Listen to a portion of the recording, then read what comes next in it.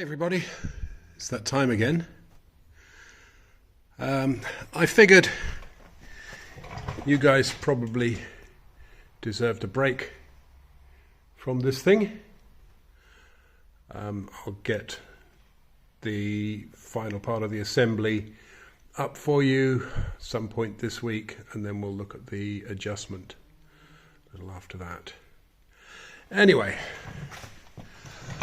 so what I wanted to talk about today was, because I've been off hiding or working, depending on how you want to look at it, for a couple of weeks, just give you a bit of a rundown on what has been going on in the shed since last time. As no doubt you have seen, I got a lovely new pair of wings for the 165, and old style with the cast handles on the front, which are correct for this particular tractor. You could still buy those new.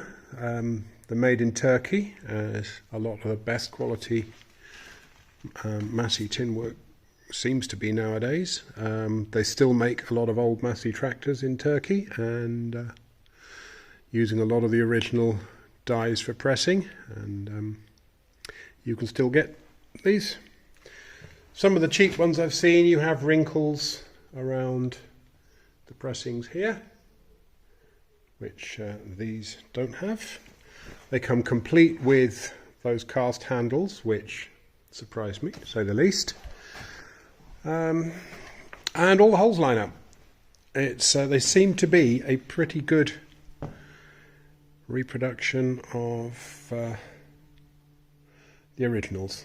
I'm not worried too much about not having original parts on this old thing, because this is a work machine. It's not a show pony. It's here to do some work. But if you need those with the cast front handles, get on to John Connerty in somewhere in Ireland he is. Again, I've got no connection with him, but he's the only person I have found who imports these and sells them at a very reasonable price. Yeah. Following on also, there was a question about something I did, which was, I'll tell you what, it was stupid even for me. And I asked a question in the video, and nobody actually got it right. It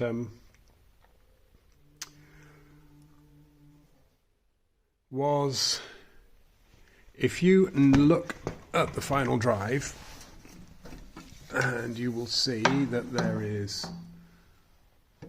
that's the end of the trumpet, that is an annular gear, and that is the bearing housing, edge of the bearing housing. There is only one way round that annular gear should be fitted. There's two ways round to fit it, but only one way round is correct. Have it the correct way round, and it engages with the full width of the teeth on the epicyclic unit. Have it the wrong way round, and it only engages with half of the width of the planet gears on the epicyclic unit. And this idiot here, of course, had it the wrong way round. I don't know. Don't ask how, because there's even marks, there's even reference marks on there to make sure that you do get them the right way round. I'd even written on it in red pen to make sure I got it in the right way round, and still, somehow, I got it the wrong way round. Anyway, that was my particularly stupid mistake. So, nobody spotted it. Anyway, I got some new rims for this, 36-inch rims. Checking up with the serial numbers on Friends of Ferguson Heritage, this was actually a high clearance version when it rolled out of the factory.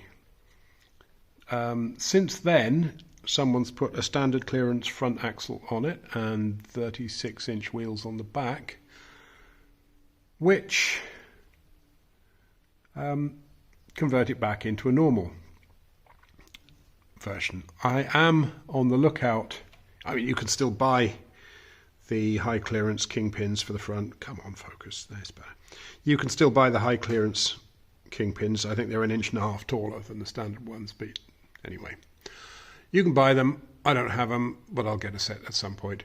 Similarly, I will get a set of 36-inch rims for these 32-inch centres.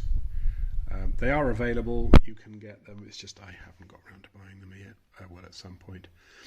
But anyway, so it's got those on it. It's got Alliance tyres, which are 12.4 32s, which I think give it a nice stance.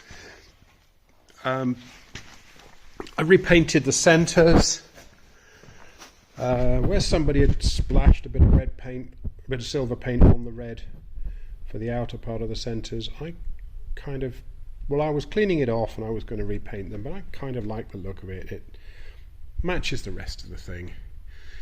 Gives it a bit of patina, age patina, or whatever you want to call it. Anyway, so this thing is quite literally a couple of hours away now from running and driving.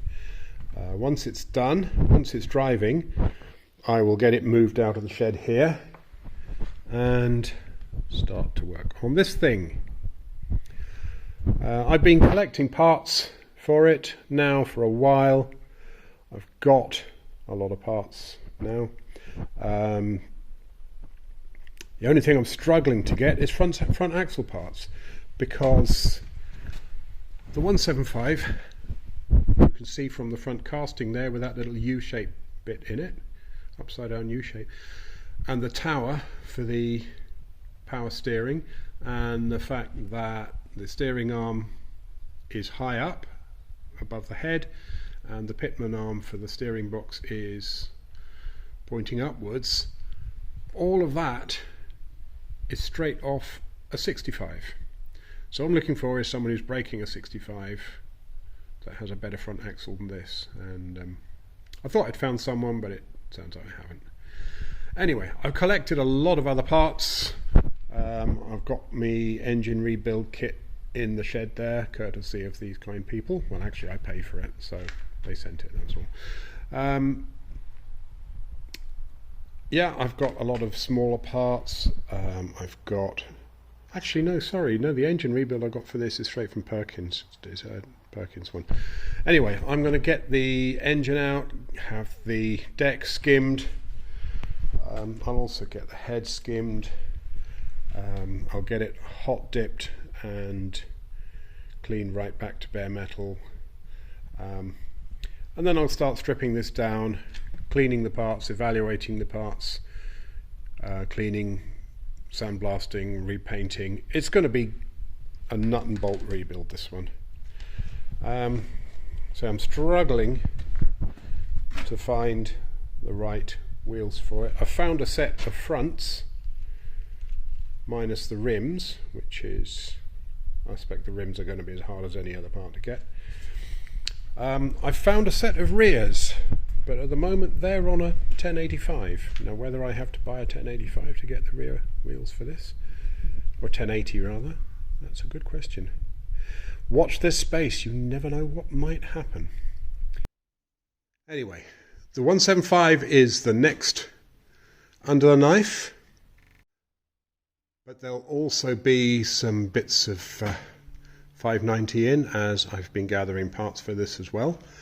I want to get a look at the front axle fairly soon, because it leans in alarmingly from the top. I've still got to finish videos for the servicing of this.